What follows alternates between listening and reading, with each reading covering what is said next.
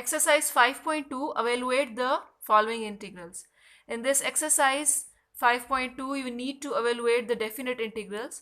The definite integrals are the integrals that contain the upper and the lower limit, and we don't get the constant of integration at the end of the answer because we have the definite values here. We use the limits of integration in the answer, and then we will get a definite answer out of these integrals. So these are the definite integrals, and we need to integrate it. So starting from question number 1, that is integrate 0 to 6 f of x dx, where f of x is given as a piecewise function. This is a piecewise continuous function. F of x will be x square if x is less than 2, and f of x is 3x minus 2 if x is greater or equals to 2. Since this function is piecewise, so it means we need to break the limits into two parts. And the middle number will be that number, 2. Our limits of integral will be from 0 to 2 and 2 to 6. So this function 0 to 6 f of x dx can be split up like 0 to 2 f of x dx plus 2 to 6 f of x dx, like this. Now the first integral, the limits of integration are from 0 to 2. It means the x values are below 0. So you have to search the function out of this piecewise continuous function on which value the x is less than 2. So here you see the x is less than 2, so it means you have to pick the value of function x square here. So it will be 0 to 2 x square dx plus 2 to 6. Now the limit of integration is from 2 to 6. So x is greater than 2 but less than 6. So here the x is greater than 2. So pick that function. That will become 3x minus 2 dx. Now we need to integrate it manually like we earlier did many times. X square integration will give us x cube over 3. And the limits of integration are 0 to 2 plus 3x square over 2 minus 2x, and the limits of integration are from 2 to 6. Now, first of all, you have to write down the format of this function one time and then write the negative sign and write the same format second time. Now put in place of x the upper limit here, and then negative, place the lower limit in place of x like this. Plus, now it will become 3x square over 2 negative 2 into this x. Then negative sign, 3 into x square over 2 negative 2 into this x, this thing. The format is complete. Now in place of x, substitute this upper limit and then substitute the lower limit in place of x. Now we need to simplify it. This whole term goes to 0, and from here we will get 8 over 3, and simplifying all the other terms, we will get from this term we will get 54, then this thing will give us 12, then negative, this term will give us negative 6, negative 4, negative will become plus 4 here. After simplification, we'll get here plus 40, these terms will give us 40. After simplifying these two terms, we'll get 128 over 3 in the answer of question number 1. Question number 2 says, integrate the absolute function x minus 2 from negative 1 to 5 dx. Now we have an absolute function here. We know that this kind of functions are piecewise. So we need to write, let this function f of x equals to x minus 2. And this can be written as positive x minus 2 and negative x minus 2.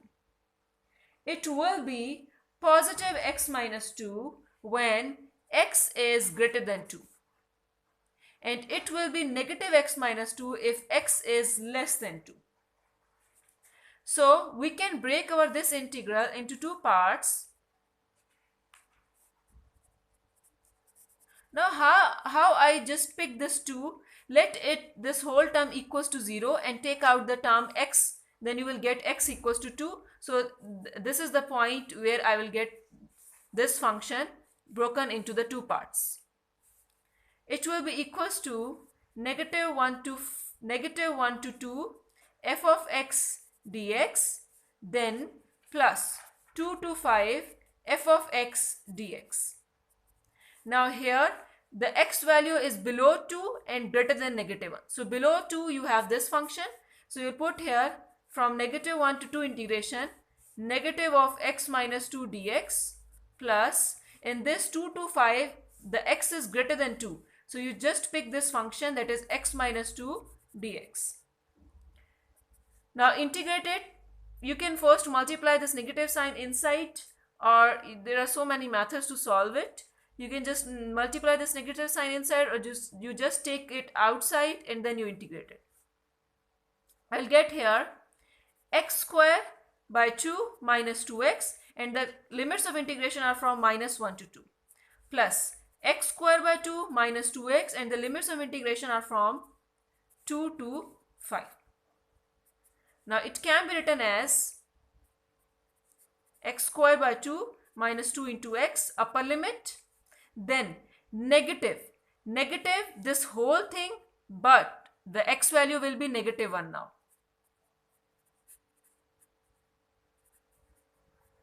Like this. Then plus sign and this thing with upper limit first, and then negative this whole thing with the lower limit in place of x.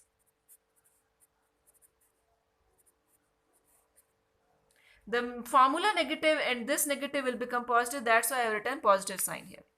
Now we need to simplify these terms. This will become negative. One of the 2 is cancelled out of this 2, so we'll get 2 minus 4 minus 1 by 2 minus 2, then plus 25 over 2 minus 10 minus 2, and then plus 4. Simplifying the brackets, we'll get here 9 in our answer of this question number 2. Question number 3, integrate 0 to 3 pi by 4 absolute value of cos of x dx. It is the same as question number 2. You just need to break this absolute function into 2 functions at some point, at that point on which the absolute value is equals to 0. And that is, you know that cos pi by 2 will give you the 0 answer. So it means you have to break this function from 0 to pi by 2 and pi by 2 to 3 by pi by 4. So cos of x, absolute value of cos of x will be equals to, your f of x basically equals to negative of cos of x and positive of cos of x. Negative of cos of x at x less than pi by 2 and cos of x at x greater than pi by 2. Now this cos of x 0 to 3 pi by 4 absolute value of cos of x dx. This will be equals to 0 to pi by 2 the function dx plus pi by 2 to 3 pi by 4 this function dx. Now it is from 0 to pi by 2. So the value of x here are less than pi by 2. So we need here minus cos of x, and here we need cos of x. If you observe the behavior of cos of x on the angles, you see that cos 30 is positive, cos 60 is positive, cos 90 is 0. Above 90, it will give you the negative behavior, like on cos 120, cos 180, all the angles, the cos will show the negative behavior. It means when x is greater than pi by 2, you will have the negative cos of x. And if you have less than pi by 2, then it will be positive cos of x. So from 0 to pi by 2, it will have the positive cos of x, and pi by 2 to 3 pi by 4, it will have the negative cos of x. Now you need to integrate it. The cos of x will be sine of x from 0 to pi by 2 plus negative sign. Negative you can take it common, or you can also take it inside. If I take it common, like outside here, this positive will be cancelled. It will become sine of x from pi by 2 to 3 pi by 4 like this. Now put the values. I will get sine pi by 2 minus sine of 0, negative sine upper limit minus sine lower limit. Sine pi by 2 is 1 and sine 0 is 0. Negative. Sine 3 pi by 4. Sine 3 pi by 4 will give you 1 over under root 2. Like this. And sine pi by 2 is negative 1. Now open this. 1 minus 1 over under root 2 plus 1. You will get here 2 minus 1 over under root 2 in your answer. 2 minus 1 over under root 2 in answer of question number 3. In question number 4, we have to use a theorem, that is theorem 5.0. 5.10. Theorem 5.10 of your book, that is this theorem. In this theorem, you can see that if you have integration from 0 to 2a f of x dx, it can be broken. Just divide the upper limit with 2 and break the integration into two parts. It will be from 0 to a and again from 0 to a. You have just divided the upper limit with 2 and wrote the same integration limits with the both of the integral. And the function will become, first function will be the f of x and the second integral function will be 2a minus x. This upper limit minus x dx. So using this theorem into your this question number 4. What is that theorem? 0, if you have the limit from 0 to 2a f of x dx, it can be broken as 0 to a f of x dx plus 0 to a f of 2a minus x dx. Now 2a here is pi. So if you divide it with 2, you will get the limit pi by 2. So it will become 0 to pi cos of 2n plus 1 of x dx. It will become 0 to pi by 2 f of x. F of x is your this whole function. Cos of 2n plus 1 x dx plus the same integral 0 to pi by 2. But now in your function, replace your x with 2a minus x. And what is your 2a? Your 2a is pi. So it will become cos of 2n plus 1 and your x will be this upper limit pi minus x dx. Now you know that cos of pi minus x is always equals to minus of cos of x. If you open it using the identity of the formula like cos of alpha minus beta, you will get this thing. So we will get 0 to pi by 2 cos of 2n plus 1 x dx plus 0 to pi by 2. This thing will give you minus cos of 2n plus 1 of x dx. If you take this negative sign outside, you'll get 0 to pi by 2 cos of 2n plus 1 x dx negative 0 to pi by 2 cos of 2n plus 1 x dx. Both the integrals are same, so they can be cancelled out because they have the opposite sign. So we got 0 in our answer here. Question number 5. Integrate from 0 to pi by 4 secant square of theta dx over tangent x minus tangent theta, and theta is greater than pi by 4. Now your integration is with respect to x. So your main function is tangent x. Your secant square of theta is acting like a constant because the integration is not depending upon theta. It is depending upon only x. So we can take the secant square of theta outside. We will get, if you take it outside, let this whole integral equals to some number, alphabet like I, 0 to pi by 4, secant square of theta dx over tangent of x minus tangent of theta, and theta is greater than pi by 4. Take the secant square of theta outside, we will get I is equals to secant square of theta integration 0 to pi by 4 dx over tangent x minus tangent theta. Now I want to simplify it. For that purpose I need some substitution here. Let this tangent x equals to z. Let tangent x equals to z here.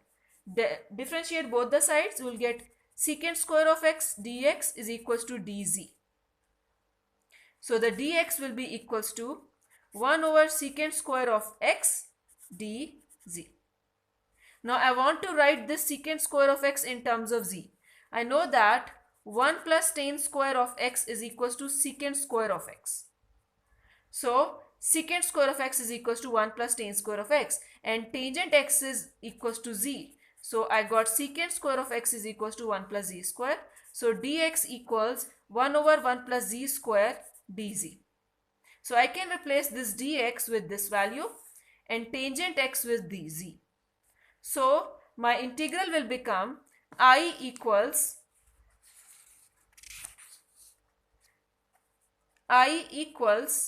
secant square of theta integration. Now since I have just substituted it in terms of other variable, so I need to just change my limits as well. These limits are for x, not for dz, or d, not for this z variable. So we need to change it. If x approaches to 0 here in this function, if x approaches to 0, then you see the z will also approaches to 0 because tangent 0 is 0. So this shows that z approaches to 0. So the lower limit for z is 0 also. Now use the upper limit. If x approaches to pi by 4, then z will be equals to, z approaches to 1 because tangent pi by 4 is 1. So the z approaches to 1. Now my limits have become from 0 to 1. The limits of integration are also changed. So it became 0 to 1. This dx is equals to this thing. So I got here 1 over 1 plus z square dz divided by tangent x is z minus tangent theta.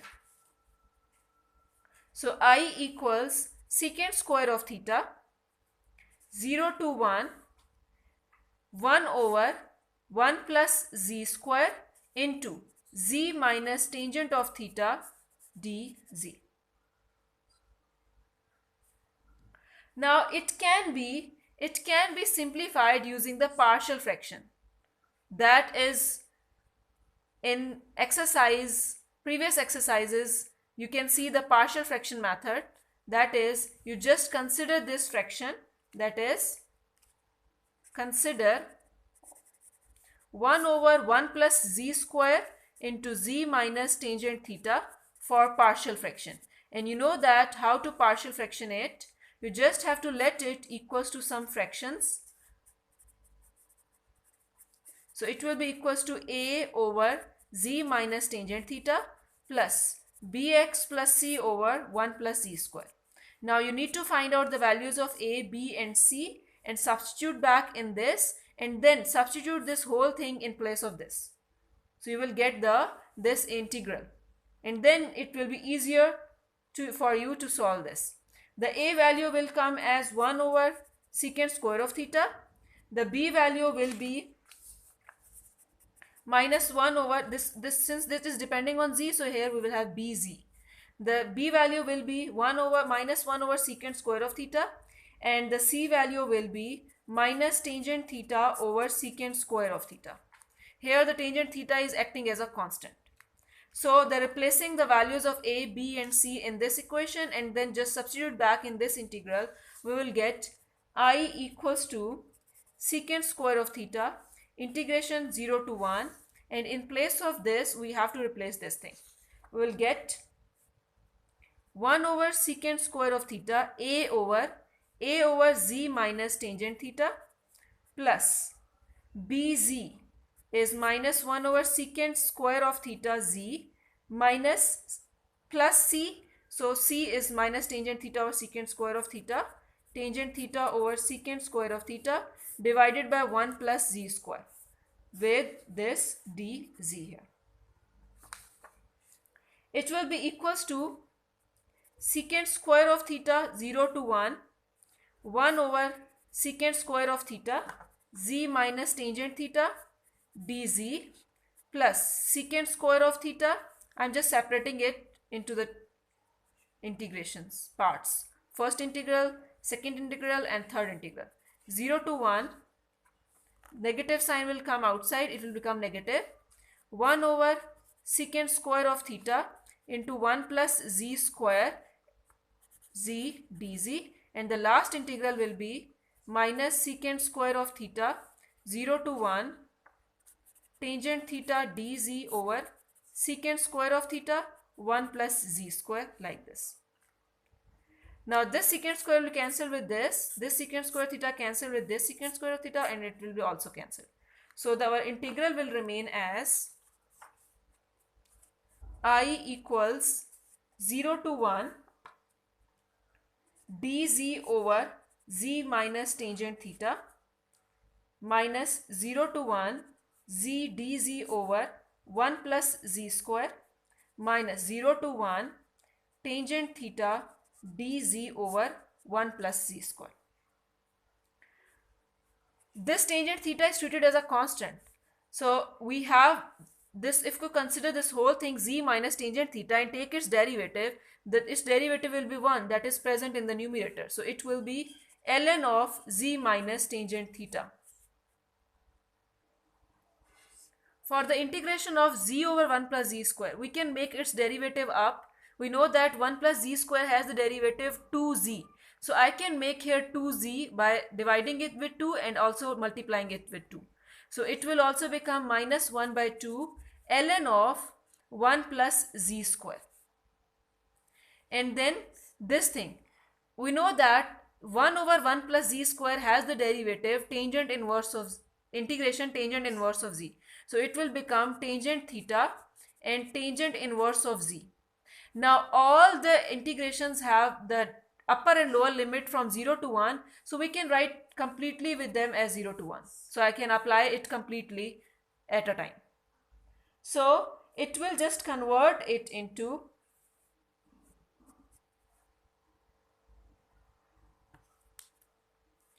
ln, upper limit is 1. So it will become 1 minus tangent of theta negative, the negative of this with lower limit, ln 0 minus tangent of theta. Then minus 1 by 2, 1 plus z square. In place of z square, now you have to place this one, upper limit. So it will become ln half ln 1 plus 1. Then negative, and this negative will become plus 1 by 2, and then the lower limit, that is 0. 1 plus 0 square is 0. Then the last term, that is minus tangent of theta, tangent inverse of 1, tangent inverse of 1, then negative, and the formula negative will become plus. So it will become tangent theta, tangent inverse of 0. This thing will become ln of 1 minus tangent theta negative ln of minus tangent theta. These ln have the absolute term, so you can just write it as an absolute form.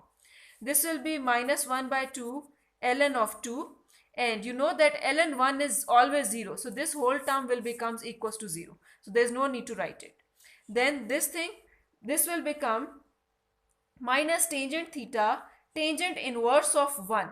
Tangent inverse of 1 will give us pi by 4. So it will become minus pi by 4 tangent of theta. And tangent inverse of 0 is 0. So this whole term will goes to 0.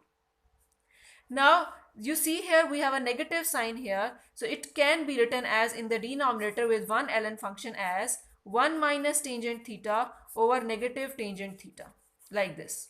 And it can be written as this is the property of ln, that this coefficient can be made its power as negative ln 2 raised to power 1 by 2 minus pi by 4 tangent of theta.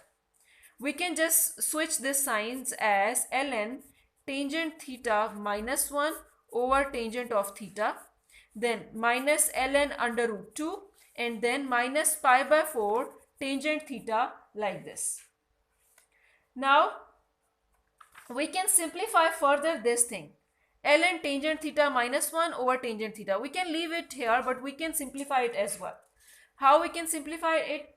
We can just write in place of tangent theta ln sine theta over cos of theta, and 1 can be written as, we know that sine pi by 4, if it is divided with cos pi by 4, this will give us 1, divided by sine of theta over cos of theta, like this. Then the rest of the things will come as it is. Now this thing, it will become ln cos of theta, cos pi by 4. And if we take this LCM, we'll get sine of theta, cos pi by 4 minus cos of theta, sine pi by 4. Divided by this whole fraction, this one, sine of theta over cos of theta. Cos of theta and cos of theta can be cancelled out. And the rest of the things will come as it is, like this. Now this is the formula for sine of pi by 4 minus theta. This is the formula. Sine alpha minus sine beta is sine alpha cos beta minus cos alpha sine beta. So it will be equals to ln, this cos pi by 4 is 1 over under root 2. So it will move up, it will become under root 2, and this thing will become sine of pi by 4 minus theta, and divided by this sine of theta. Absolute value with ln, negative ln under root 2 minus pi by 4 tangent of theta. Now this is the property of ln. If some functions are in multiplication, we can write it separately with one ln. It will be ln under root 2 plus ln sine of pi by 4 minus theta divided by sine of theta minus ln under root 2 minus pi by 4 tangent theta. Now these terms can be cancelled with each other. So the answer will be ln sine of pi by 4 minus theta divided by sine of theta minus pi by 4 tangent of theta.